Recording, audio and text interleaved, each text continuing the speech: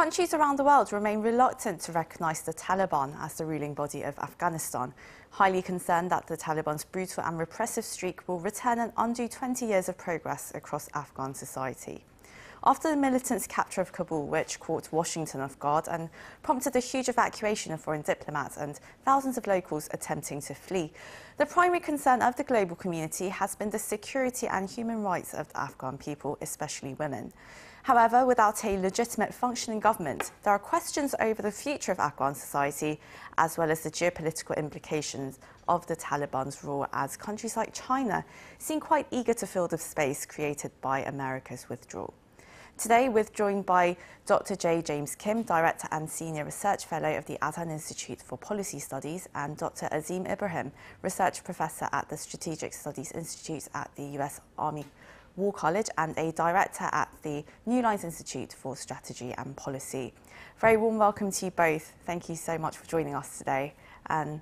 Well, Dr. Kim, as the Biden administration faces strong criticism for how it executed its withdrawal from Afghanistan, China's been looking on with, well, barely concealed glee with prospects for infrastructure development and extracting minerals. So to what extent do you think China is going to get involved in Afghanistan? And would this give Beijing a political and economic advantage over the US amid their rivalry? Hi, Suyang.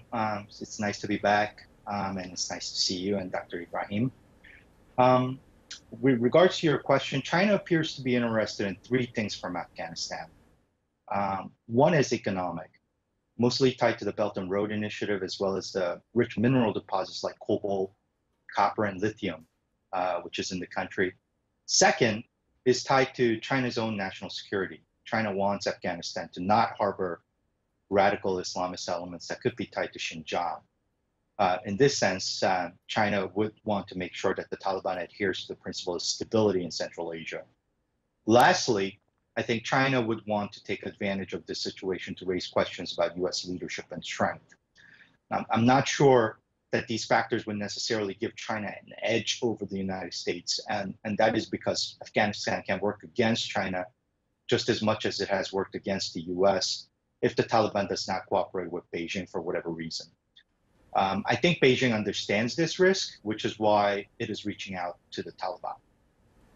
And Dr. Ibrahim, I believe you've expressed some similar views. You said that Beijing working in Afghanistan, cooperating with the Taliban won't be risk-free at all. And you said that you've also set out some recommendations for the US in how to conduct things with China and the Taliban going forward. So what would be your opinion on this? No, that's right, Su Yang. The number one thing China would be interested in is stability in the region. Stability so it can pursue its Belt and Road Initiative, particularly in neighbouring Pakistan. The CPAC project is the flagship project of China, $62 billion infrastructure investment in Pakistan, which they have to protect. And the irony of the situation is that the United States, whilst it was positioned in Afghanistan, was providing that stability. Now, with the US gone, China is now in a very uncertain situation. They have now reached out to the Taliban to try to come to some sort of accommodation with them so that they can protect their regional investments. China would also possibly look into investing into Afghanistan. They have a very large copper mine there, one of the largest in the world. There's other opportunities available there. And so they will be pursuing this from an economic perspective rather than a military perspective. And they're hoping that their relationship with the Taliban will continue to provide stability to the region so that they can continue pursuing their other projects throughout the region. Dr. Ibrahim, how do you think the US views the situation? Do you think they're going to actively counter China's economic or political influence, or do you think it's going to leave it to the regional players to work out for themselves? But it seems that the principal priority of the United States is to ensure that the region, Afghanistan, does not become a harbour for terrorist groups like Al-Qaeda, like ISIS, that will threaten the West. And I think if China provides this extra layer of stability, I think the US would actually be quite satisfied with that. not necessarily because China has moved in and is extending its sphere of influence, but for the US domestic voter, the priority would be to make sure that that Afghanistan does not become a harbour of terrorism. And that is what I think the politician would be thinking about, and I think that what would sink a presidency if it once again became a harbour for terrorists. So I think some sort of stability would actually be very welcome, whether it comes from China or elsewhere. And Dr. Kim, do you think that Beijing extending its hand to the Taliban and saying that it's looking forward to friendly relations was a factor that the Biden administration was considering? And do you think it would cause the Biden administration then to perhaps recalculate their Indo-Pacific strategy? I think the Biden administration's decision on Afghanistan was largely driven by a strategic calculus pertaining to Afghanistan itself and U.S. national interest. As you know, the last three administrations in the U.S. have in one form or another worked to reduce U.S. presence in Afghanistan because it was not happy with what was happening there. So Biden's decisions to withdraw from Afghanistan would still have happened, some would argue, with or without China. With respect to your question about the Indo-Pacific strategy, I think one positive takeaway for the Biden administration as a result of U.S. withdrawal from Afghanistan is the ability to focus its resources and effort on China. So East Asia and other countries that U.S. is more aligned with, like-minded countries in Southeast Asia and South Asia, I think would be the focal point of U.S. policy on the Indo-Pacific strategy. And Dr. Ibrahim, how do you think neighbouring country Pakistan is looking at the situation? Do you think there is a possibility of China and Pakistan cooperating more closely when it comes to working with the Taliban? Yeah, well, China and Pakistan already have a very, very close relationship. As I indicated, Pakistan is heavily reliant on China, not just for investment, but also its nuclear program and its missile program. So Pakistan is essentially, in many respects, an extension of China. It's very unlikely that they would do anything that is out with China's direct interest and without consultation. Pakistan has been reluctant to recognize the Taliban at the moment, even though that they are one could argue that they were the actual godfathers of the original Taliban that emerged in the 90s. One of the reasons why is because Pakistan has now got its own Taliban problem. The Tehrik-e-Taliban Pakistan will be jealously looking over the border into Afghanistan and watching their fellow brethren establishing an Islamic emirate. And what Pakistan wants to make sure is that no support from this new Taliban in Kabul in Afghanistan is extended to the Taliban in Pakistan. So they would want assurances from Afghanistan, from the Taliban, to make sure that no such support is actually provided. And I think once that is forthcoming, Pakistan will be forthcoming with its recognition of the Taliban. So it's just a question of time, I believe, before that happens. And I think very shortly we'll see many countries around the globe recognizing the Taliban. Russia and China have already indicated that they would do so. Qatar would probably follow suit, and then many other countries. There is essentially no alternative now. There is no Northern Alliance as there was in the past. The Taliban have inherited very highly sophisticated US military equipment, and so it's quite likely that they would defeat any particular opposition that may emerge. And I think everybody's just looking for stability now more so than anything else. And Dr. Kim, what do you think about this? I mean, for now it seems that Western governments are prioritising the humanitarian issue there, and they aren't in a rush to talk about governance or regional security with the Taliban. Do you think such discussions will come about soon, or do you think it's going to turn into another Myanmar-type standstill? I think the answer to that question is somewhat linked to what Dr. Ibrahim was referring to as far as the stability of the region is concerned. So there are two factors that I think will play a role in dictating whether the Western countries will move towards re-engaging with a Taliban-led Afghanistan. One is, what does this mean for the stability of the region, the regional dynamics? Already there's some concern in the Middle East, countries like Saudi Arabia, about what this means for them. So that depending on how Taliban led Afghanistan, what kind of implication it has for the broader regional stability and U.S. national interest in that region, I think that's the first question that I think needs to be thought about. The second is, it isn't clear to me, what Taliban's behavior in Afghanistan would be like, even though everybody would argue that this is going to be a very similar kind of oppressive government that it has been in the past. Will it uphold basic rights and freedoms of Afghan people, or will they go back, to the old ways of violating the rights of Afghan people? And that question, I think, is, even though it's more leaning towards the latter, still not as clear. So, but if we end up with a behavior where the Taliban is violating the rights of Afghan people, will most